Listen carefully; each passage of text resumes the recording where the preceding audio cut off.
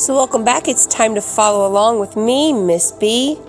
Don't forget to subscribe, hit the like button, and click the notification bell for new videos.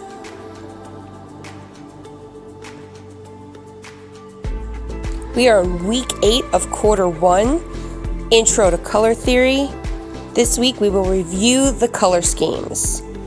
You'll need paper, pencil, and a black marker or black crayon to get started. I've chosen to use a black marker so that it's easy for you guys to see as I'm going along.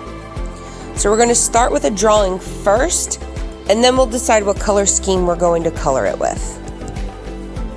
So the drawing we're going to create is a waterfall scene. So let's start by drawing a line toward the top of our paper. Then we're going to draw a curved line over to the left. We want to make sure they match toward the end.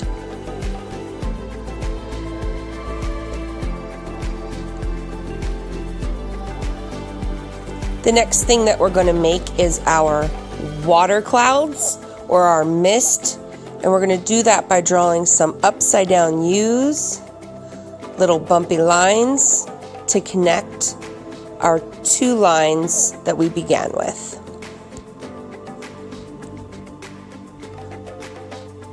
Just going to make that a little bit longer.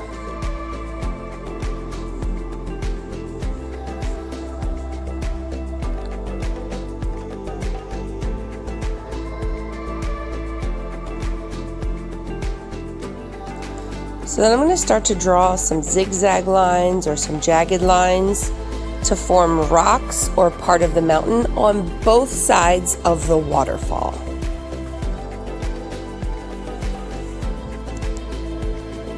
Feel free to stop and start this video at home as much as you'd like in order to follow along.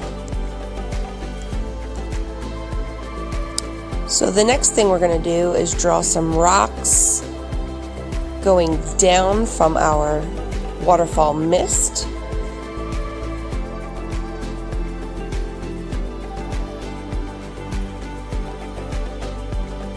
And the same thing on the other side.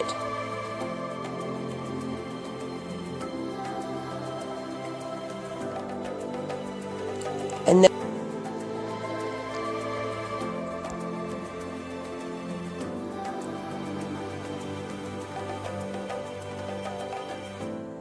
so they don't have to be even, but you do want a set of rocks on each side. And then we're going to try to connect them with a little bit of a zigzag line. And I'll bring my rocks down just a little bit to match up.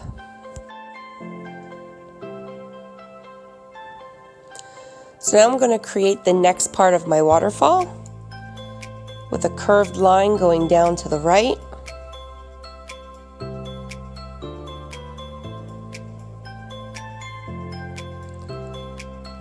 And another curved line on the other side, matching the direction of my first line.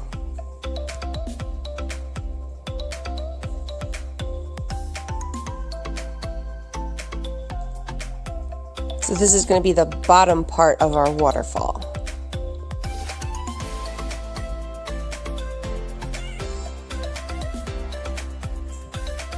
Now as the water's falling here, we're going to need some mist as well.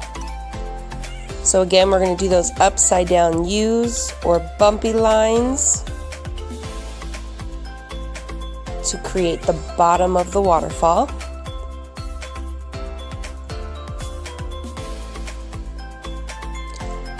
And then we're going to create the lake that it falls into. And we're going to connect the 2 lines of the mist at the bottom.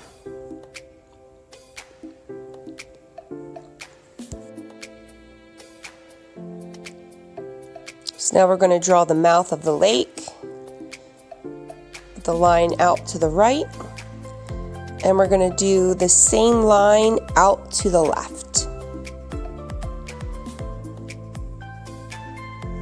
There we go.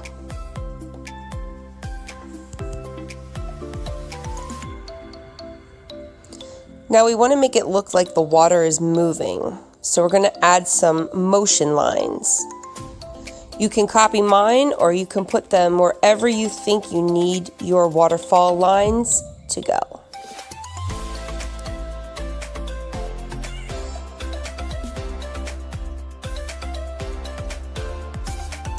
So once we finish the top portion of the waterfall, we're going to come down to the bottom portion of the waterfall and give them the same kinds of motion lines. And this will give your drawing the effect of movement. We also want to add a little bit of dimension in our waterfall mist.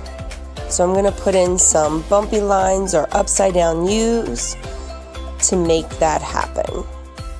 And these are just random.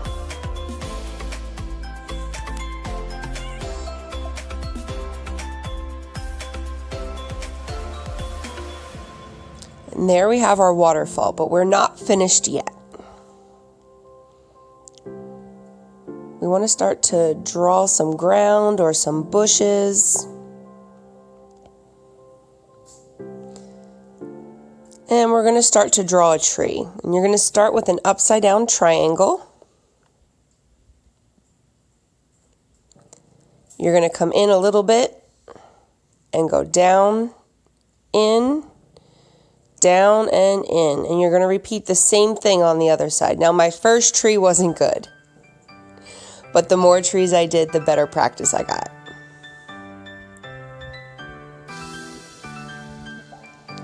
You also want to make sure you connect the bottom of your tree before you put the trunk on.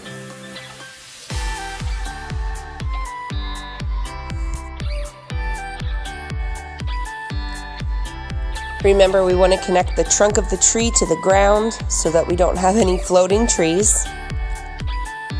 And then we're going to add a bunch more trees to our drawing. Now you can put these anywhere on your paper, or you can copy after mine.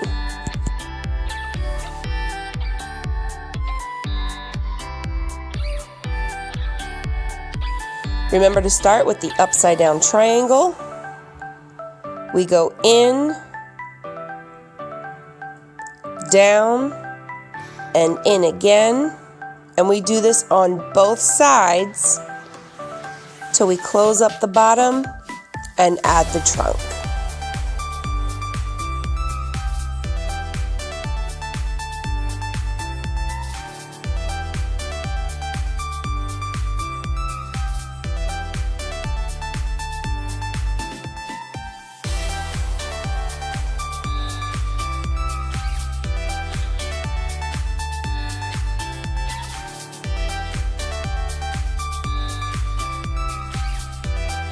I added a few more mountains and hills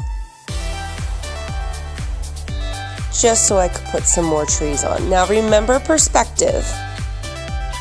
As things go farther back in space, they get smaller. So as you'll see, my trees will get smaller and smaller the higher and higher I go.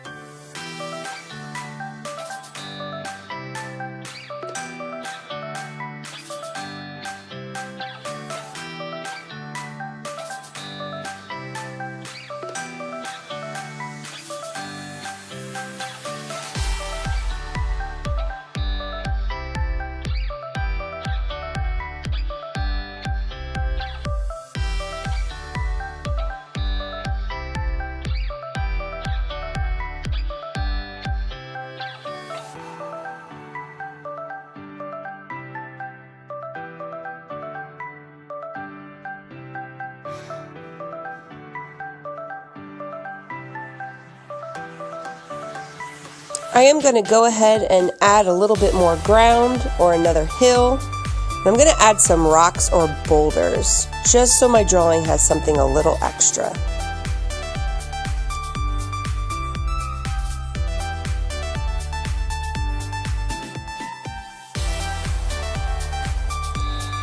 Now we're getting to the portion where we're going to need to choose a color scheme to color in our picture. I'm going to show you a few examples of color schemes you can use. So the first color scheme I'm going to choose are complementary colors, and I chose the orange and blue complements. And I colored my picture in with complementary colors. You can also choose to do cool colors or warm colors. I chose cool colors. And you can also choose your tertiary colors. So remember, it's going to be your choice as to what color scheme you use and the colors you choose. But make sure it is a proper color scheme. Don't forget to submit your assignment on Schoology for full credit. Click the like button and have a nice day, everyone.